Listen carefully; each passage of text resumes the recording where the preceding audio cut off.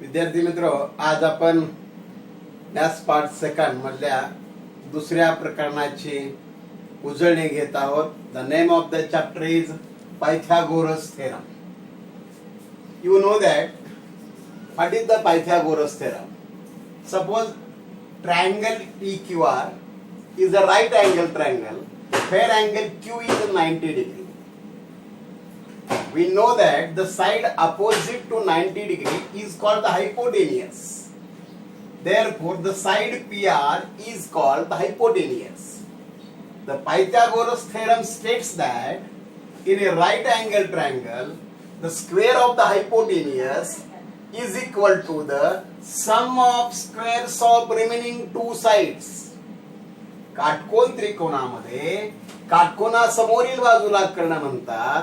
पायथागोरसचा theorem सांगतो की कर्णाचा वर्ग हा इतर दोन बाजूंच्या वर्गांच्या बेरजे इतका असतो. In a right angle triangle PQR, the square of the hypotenuse is equal to the sum of squares of remaining two sides. This means that PR square is equal to PQ square plus QR square. Now let us suppose that this side is of length Q. Now let us suppose that this side means QR is equal to P and PQ is equal to R. Then the square of the hypotenuse means Q square is equal to the sum of square of remaining two sides means P square plus R square. This is called a Pythagoras theorem. या प्रमेयाचं जे proof आहे ते आपण पुढे पाहणारच आहोत. वेगवेगळ्या पद्धतीने या थेरमचं प्रूफ देता येऊ शकतं, परंतु या प्रकरणामध्ये we give the proof of this theorem by using the property of similarity. Now let us suppose that what is meant by Pythagorean triplet. What is meant by Pythagorean triplet? In a triplet of natural numbers, if the square of largest number is equal to the sum of squares of remaining two numbers, then that natural numbers are called a Pythagorean triplet. तीन नैसर्गिक संख्या असतील आणि या तीन नैसर्गिक संख्येपैकी मोठ्या संख्येचा वर्ग हा इतर दोन संख्येच्या वर्गांच्या बेरजे इतका असेल तर त्या तीन संख्यांना पायथागोरियन ट्रिपलेट असं म्हणतात. आता कोणकोणते संख्या आहेत आपण ते पाहूया.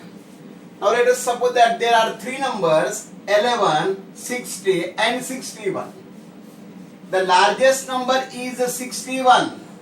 The square of 61 is equal to 3721.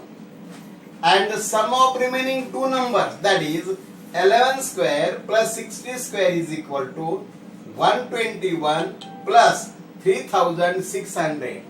And the sum of this is 3721, which is equal.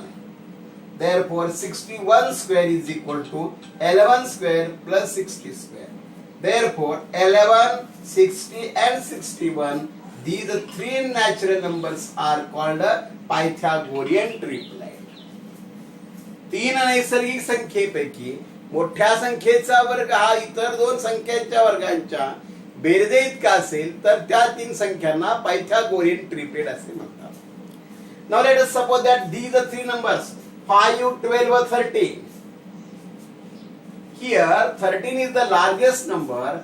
13 square is equal to 169 and the sum of remaining two numbers, that is 5 square plus 12 square is equal to 25 plus 144. That is 5 square plus 12 square is equal to 169, which is equal. Here these two are equal. Therefore 13 square is equal to 5 square plus 12 square. Therefore 5, 12, 13, these three natural numbers are Pythagorean triplet. अशा वेगवेगळ्या आपल्याला संख्या विचारात घेता येतात. 7, 24, 25, 7, 24, 25 हे देखील Pythagoras triplet आहे. 8, 15, 17 This is also a Pythagorean triplet. Therefore, what is the formula for Pythagorean triplet? Now, we discuss what is the formula for Pythagorean triplet. How to find out the Pythagorean triplet? तुम्हाला असा देखील प्रश्न विचारू शकताय, दिलेल्या 3 संख्या आहेत, ह्या पायथागोरन ट्रिपलेट आहे का नाही हे डिसाइड करा, ठरवा. मग त्या ठरवण्यासाठी आपल्याला हा फॉर्म्युला वापरावा लागणार आहे. मोठ्या संख्येचा वर्ग काढायचा, राहिलेल्या 2 संख्यांच्या वर्गांची बेरीज घ्यायची, ते दोन्ही सारखं असेल तर दिलेले नंबर हे पायथागोरन ट्रिपलेट आहे असं आपण ग्राह्य धरायचं आहे.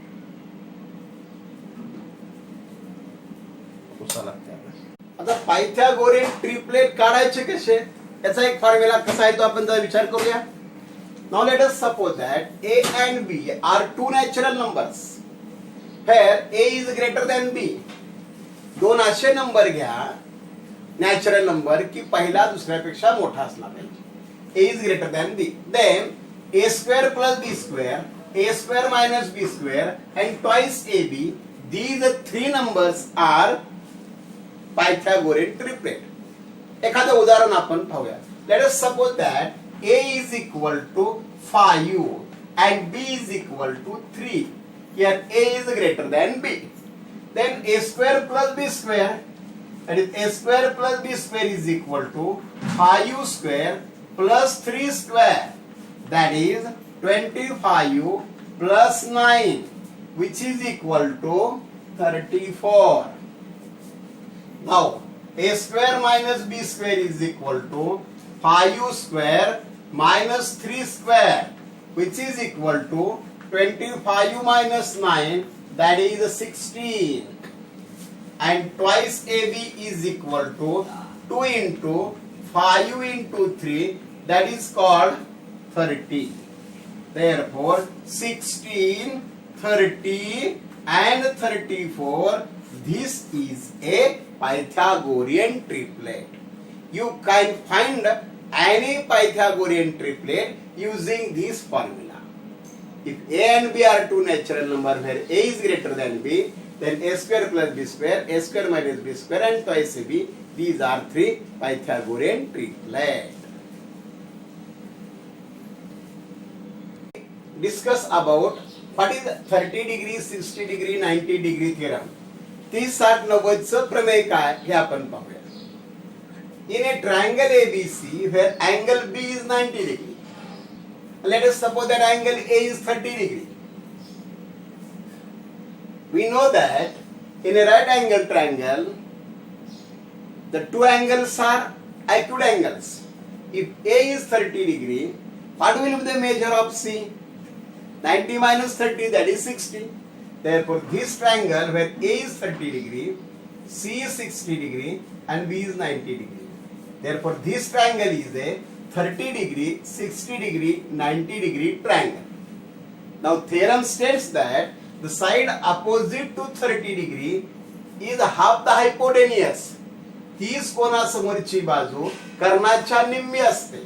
जर 30 कोनासमोरची बाजू आहे BC, BC equal to 1/2 into AC, where AC is the hypotenuse.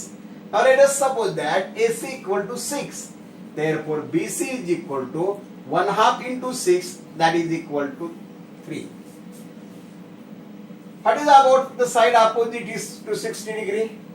The side opposite to 60 degree is root 3/2 times the hypotenuse. 60 कोनासमोरची बाजू कर्णाच्या कर्णचिन्हात 3/2 पट असते. तर 60 कोनासमोरची बाजू AB आहे. AB equal to root 3/2 into AC. That is AB is equal to root 3/2 into 6. That is AB equal to 3 root 3. तर हा theorem सगळ्यांनी लक्षात ठेवायचा आहे. याचं देखील आपला उपयोजन उदाहरण सोडवताना करायचं. तर दुसरा ट्रायंगल विचारात घेऊया. Now let us suppose that triangle PQR is also a right angle triangle where Q is a 90 degree and PR is a hypotenuse. We know that P and R are acute angles. Now let us suppose that angle P is a 40 degree. What will be the measure of angle R? The measure of angle R, that means 90 minus 45, therefore this is also 45 degree. Now in this triangle, angle P is 45, angle R is 45. Two angles are congruent. If two angles are congruent, side opposite to them are congruent. Therefore, these two sides are congruent. Now, triangle PQR is a right angle triangle. Triangle PQR is also isosceles triangle. Therefore, this is isosceles right angled triangle. Therefore, in this triangle, P is a 45, R is 45 degree, and Q is 90 degree. Therefore, this triangle is of the type 45 degree, and 90 degree. Therefore, what is the theorem of 45, 90 degree? The theorem states that the side opposite to 45 degree, is 1 upon root 2 times the hypotenuse. 45 कोनासमोरची बाजू कर्णाच्या 1 कर्ण चिन्हात 2 पट असते. The side opposite to 45 degree is the PQ, also QR. Therefore, PQ equal to QR equal to 1 upon root 2 into PR. Now let us suppose that the hypotenuse is 3 root 2. If PR is equal to 3 root 2, then PQ is equal to QR is equal to 1 upon root 2 into 3 root 2. Root 2 get cancelled and PQ is equal to QR is equal to 3. This is called 45 degree, 90 degree theorem. We have used the theorem for solving the problems. एक महत्वाचा theorem अभ्यासणार आहोत. The theorem of similarity of right angle triangle. काटकोन त्रिकोणाचे समरूपता प्रमेय याचा अभ्यास करणार आहोत. हे अतिशय महत्वाचं थेरम आहे, हे प्रत्येकाने समजून घ्या, कारण याच्यावर आधारित पुढची काही थेरम्स आपल्याला प्रूव्ह करायचे. काय थेरम आहे पहा. In a right angle triangle a perpendicular drawn to the hypotenuse, then the two triangles are formed. They are similar to the original triangle and to each other. काटकोन त्रिकोणामध्ये कर्णावर काढलेल्या शिरोलंबामुळे 2 त्रिकोण तयार होतात. ते 2 त्रिकोण मूळ काटकोन त्रिकोणाशी आणि परस्पराशी समरूप असतात. म्हणजे त्रिकोण एबीसी हा काटकोन त्रिकोण आहे, बी हा काटकोन आहे, एसी हा कर्ण आहे. या कर्ण एसी वर बी मधून हा बीडी हा लंब काढलेला आहे. या शिरोलंबामुळे 2 त्रिकोण तयार झाले. आता हे दोन्ही त्रिकोण हे काटकोन त्रिकोण आहे. पहिला त्रिकोण बघा, त्रिकोण एडीबी. इथं एडीबी हा 90 डिग्री आहे. हा दुसरा त्रिकोण बघा, त्रिकोण बीडीसी हा देखील काटकोन त्रिकोण आहे. इथे अँगल बीडीसी हा 90 डिग्री. हे दोन्ही त्रिकोण मूळ काटकोन त्रिकोणाशी समरूप असतात. हे मूळ काटकोन त्रिकोण म्हणजे त्रिकोण एबीसी. आता पहिला त्रिकोण, ते त्रिकोण एडीबी हा एबीसी शी समरूप आहे. Triangle ADB similar triangle ABC. दुसरा त्रिकोण, त्रिकोण बीडीसी हा मूळ त्रिकोणाशी म्हणजे एबीसी शी समरूप आहे. Triangle BDC similar triangle ABC. आणि हे नंतर परस्पराशी समरूप आहे, म्हणजे triangle ADB similar triangle BDC. हा थेरम प्रूव्ह करायचा आहे आपल्याला. तुम्हाला याच्यामध्ये प्रूव्ह तुम्ही अगोदर शिकलेला आहात. Given in triangle ABC angle B equal to 90 degree, segment BD perpendicular to the hypotenuse AC. To prove these are 3 statements we have to prove. Triangle ADB similar triangle ABC, triangle BDC similar triangle ABC, and triangle ADB similar triangle BDC. आता triangle जर similar दाखवायचे असतील तर आपण सगळ्यांनी मुलांना अभ्यासलेला आहे the test of similarity. What are the tests of similarity? The first test is A test, angle test. दोन ट्रायंगलचे दोन अँगल कॉन्ग्रंट दाखवा. A टेस्ट नुसार ट्रायंगल सिमिलर होतील. नंतर यस टेस्ट, दोन ट्रायंगलच्या बाजू प्रमाणात दाखवा. The ratio of corresponding side is same, then these two triangles are similar by S test. नंतर आहे SAS, दोन side and angle between them. If two sides are in proportion and angle between them is congruent, then SAS test. आता या तीन taste पैकी कोणती taste आपल्याला उपयोगात आणता येईल हे बघा. म्हणजे ए टेस्ट उपयोगात आणता येईल का यस आणता येईल का SAS आणता येईल याचा आपण विचार केला पाहिजे. आता बघा दुसऱ्या टेस्ट मध्ये आहे यस आणि तिसऱ्या टेस्ट मध्ये आहे SAS. आता या आकृतीच्या बाबतीमध्ये तुम्हाला हा परपेंडिक्युलर बन दिलेला आहे. हा मूळचा राईट अँगल ट्रायंगल आहे. मग कुठल्या तीन कसोट्यापैकी कुठली कसोटी उपयोगात आणता येईल याचा आपण विचार केला पाहिजे. आता पहिला ट्रायंगल विचारात घ्या. ट्रायंगल ADB हा पहिला ट्रायंगल विचारात घ्या आणि मूळ ट्रायंगल ABC मध्ये बघा. आता हा ट्रायंगल ADB आणि हा मूळ मोठा ट्रायंगल ABC कुठला अँगल कॉमन आहे हो बघा. थोडं A कॉमन दिसतोय. Angle A congruent angle A इथं म्हणणार common angle.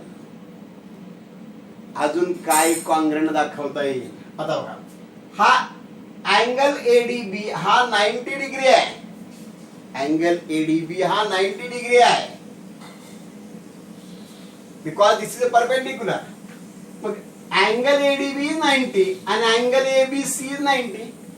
Therefore angle ADB congruent angle ABC each of 90 degree. प्रत्येकी काटकोन. सापडलं उत्तर इथं. दोन अँगल कॉन्ग्रंट झाले लगेच A टेस्ट बना. Therefore triangle ADB similar triangle ABC इथं म्हणा A टेस्ट ऑफ सिमिलरिटी. ह्याला नंबर 1 आपण देऊ शकतो. तर आता आपण दुसऱ्याकडे जाऊया. दुसरा ट्रायंगल आहे ट्रायंगल BDC. आता इकडे बघा हा खालचा लहान ट्रायंगल BDC आणि हा मूळ ट्रायंगल ABC. मला सांगा ABC आणि BDC मध्ये कुठला अक्षर सारखा आहे C. या अँगल कॉमन कुठला असणार आहे C angle C congruent angle C पुढे म्हणा कॉमन अँगल. आता BDC मध्ये 90 डिग्री कुठला आहे अँगल BDC आहे. ABC मध्ये 90 डिग्री ABC आहे. Angle BDC congruent angle ABC पुढे म्हणा ईच ऑफ 90 डिग्री. मग इथं देखील आपल्याला तीच टेस्ट वापरायची आहे. Triangle BDC similar triangle ABC याला म्हणणार A test of similarity. This is number 2 and this is number 1. आता 1 आणि 2 कडे बघा. ADB हा सिमिलर आहे ABC ला. तर BDC हा सिमिलर आहे ABC ला. काय कॉमन आहे ABC कॉमन आहे. मग आपण म्हणू शकतो जर ADB हा ABC ला सिमिलर असेल आणि BDC हा ABC ला सिमिलर असेल तर हे दोन परस्पराशी सिमिलर असतात. म्हणून triangle ADB similar triangle BDC from 1 and 2 आणि याला नंबर 3 म्हणा. मग 1 2 3 चा विचार करता triangle ADB similar triangle BDC similar triangle ABC हे तीन त्रिकोण परस्पराशी समरूप आहे. आता हे लक्षात असं ठेवायचं. पहिल्या ट्रायंगल A पासून सुरुवात करायची. ट्रायंगल ADB या शिरोलंबाकडे यायचं. सिमिलर ट्रायंगल ABC नंतर इथून परत सुरुवात करायची. Triangle BDC similar triangle ABC. म्हणजे ADB हा ABC ला सिमिलर BDC हा ABC ला सिमिलर. तर परस्पर असेल म्हणून ADB हा BDC ला सिमिलर. याला म्हणायचं theorem of similarity of right angle triangle. या थेरमचा आपल्याला उदाहरण सोडवताना पुढे उपयोग होणार आहे. किंवा पुढचे थेरम सोडवताना देखील याचा आपण आधार घेणार आहोत. एक लक्षात ठेवायचं आहे, हा इथून ए सुरुवात करा, ADB हा ABC ला सिमिलर आहे. इथून लक्षात ठेवा BDC हा ABC ला सिमिलर आहे आणि हे दोन म्हणजे ADB आणि BDC परस्पराशी सिमिलर आहे. आता याच्या पुढचा भाग आहे जॉमेट्रिक मीन प्रॉपर्टी, याचा आपण अभ्यास करणार आहोत. आपण जॉमेट्रिक मीन थेरम या महत्वाच्या प्रमेयाचा अभ्यास करणार आहोत. पण थेरम ऑफ जॉमेट्रिक मीन, याला मराठीमध्ये भूमितिमध्याचे प्रमेय असं म्हणतात. मग काय भूमितिमध्याचे प्रमेय? What is the mean of geometric mean? भूमितिमध्य म्हणजे काय? आता एक लक्ष द्या, आपण पार्ट फर्स्ट मध्ये यापूर्वी शिकलेलो आहोत. If ABC are 3 numbers and these and 3 numbers are in continuous proportion, ABC हे 3 संख्या परंपरित प्रमाणात आहेत, then A upon B is equal to B upon C. A upon B is equal to B upon C. Cross multiply. B into B is equal to A into C. Therefore, B into B means B square equal to A into C. Therefore, B square equal to A into C. Therefore, B is called the geometric mean of A and C. B is called the geometric mean of A and C. म्हणजे B ला A आणि C यांचा भूमितिमध्य असे म्हणतात. म्हणजे जर B चा वर्ग बरोबर A आणि C यांचा गुणाकार असेल तर B हा A आणि C यांचा भूमितिमध्य होतो. जो भूमितिमध्य आहे त्याचा वर्ग बरोबर इतर दोन संख्यांचा गुणाकार, असा अर्थ या भूमितिमध्याचा आहे. आता आपण या थेरम कडे येऊया. तर थेरम काय सांगतोय बघा, in a right angle triangle if a perpendicular drawn to the hypotenuse, this perpendicular means QS is a geometric mean of two segments in which the hypotenuse is divided. A perpendicular drawn to the hypotenuse is the geometric mean of two segments in which the hypotenuse is divided. तर hypotenuse चे दोन भाग म्हणजे PS आणि SR. QS हा PS आणि SR चा geometric mean आहे, हे प्रूव्ह करा. The QS is a geometric mean of PS and SR. मग आता जॉमेट्रिक मीन आहे प्रूव्ह करा म्हणजे या QS चा square, QS square is equal to the product of these two, that is PS into SR. We have to prove that QS square is equal to PS into SR. This is called the geometric mean. Here. आता हे prove करायचं असेल तर आपल्याला माहित आहे we have to use here the property of similarity in right angle triangle, काटकोन त्रिकोणाचे समरूपता प्रमेय.